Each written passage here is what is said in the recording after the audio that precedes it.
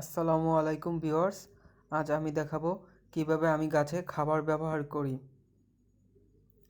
আমি গাছের খাবার তৈরির জন্য গাছের ফ্যাট হয়ে যাওয়া ফুল, গাছের হলুদ হয়ে যাওয়া পাতা, কাঁচা পাতা, শুকনো পাতা এগুলো ব্যবহার করি এবং সবজির খোসা এবং নিম পাতা আরও শুকনো পাতা নানান ধরনের ফল পচা এখানে আমি ব্যবহার করি।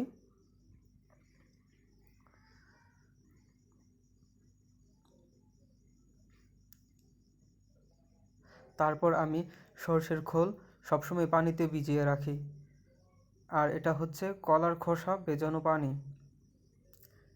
এই তিনটা আমার ছাদ বাগানে সবসময় থাকে ভেজানো। আমি এখানে 3 গ্লাস পরিমাণ সরষের খোল দিয়ে দিচ্ছি। তোমরা চাইলে সরষের খোল শুকনো সরষের খোল গুঁড়ো করেও গাছে ব্যবহার করতে পারো বা পানিতে মিশিয়ে লিকুইড তৈরি করেও ব্যবহার করতে পারো, কিন্তু লিকুইড ব্যবহারের ক্ষেত্রে সবসময় সরষের খোল এক্সট্রা পানি দিয়ে পাতলা করে নেবে। তা না হলে যদি সরষের খোলের পরিমাণটা বেশি হয়ে যায় তাহলে গাছ মারা যেতে পারে। সবজি ভেজানো পানি আমি এখানেও মিশিয়ে নিচ্ছি। এখানে কোনো পরিমাণ নেই, তোমরা নিজের ইচ্ছে মতন মেশাতে পারো। যেহেতু এগুলো জৈব খাবার, তাতে গাছের কোনো ক্ষতি হবে না যদি কম বেশি হয়। এখানে আমি কলার খোসা ভেজানো পানিটাও মিশিয়ে নিচ্ছি।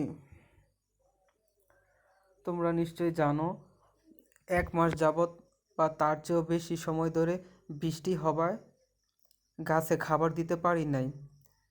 ওই সময় যদি গাছে খাবার দিতাম তাহলে গাছের উপকারের চেয়ে ক্ষতিটাই সবচেয়ে বেশি হতো। এখন যেহেতু রোদ ওঠা শুরু করেছে, তাই এখন নিয়মিত গাছের পরিচর্যাও করতে পারবো, এখন খাবারও দেওয়া যাবে নিয়মিত করে।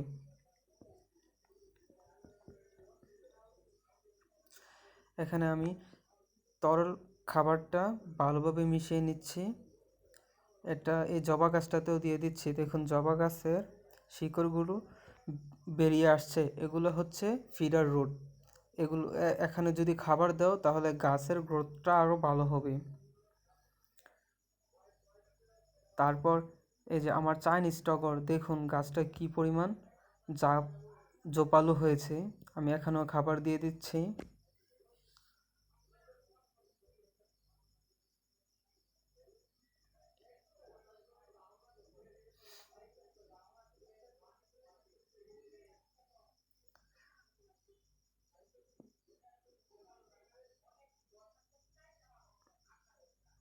তারপর আমার এই যে বাগান বিলাস, বৃক্ষমেলা থেকে নিয়ে আসা আমার 5 ভ্যারাইটির বাগান বিলাস, দেখুন এটিতেও এখন খাবার দিচ্ছি।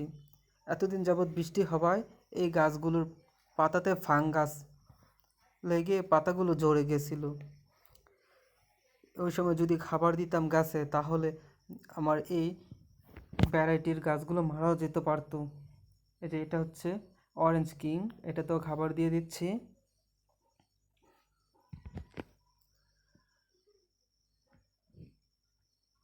আর স্প্লাশটাতে এখনও খাবার দিব না। এই গাছটাতেও প্রচণ্ড বৃষ্টিতে এটা তো অনেক সমস্যা হয়েছিল, এটার পাতা সবসময় ঝরে যেত, পাতা বের হতো আর তাতে ফাঙ্গাস লেগে পাতা হলুদ হয়ে ঝরে পড়ে যেত। আর এটা হচ্ছে আমার পুনে ভ্যারাইটির জবা, এটাও খাবারের অভাবে গাছের কুঁড়ি সবসময় ঝরে যেত। এখানে আরও কুঁড়ি ছিল, এগুলো ঝরে যাচ্ছে, ফুল হয় নাই। ফুল আসলে তোমাদের সাথে অবশ্যই শেয়ার করব। আর এটা হচ্ছে আমার জুমিলিয়া গোলাপ। এই বর্ষাকে কাজে লাগিয়ে আমি এখানে কিছু চারাও তৈরি করেছি এই মাদার প্ল্যান্ট থেকে। তা আজ পর্যন্তই, বাই।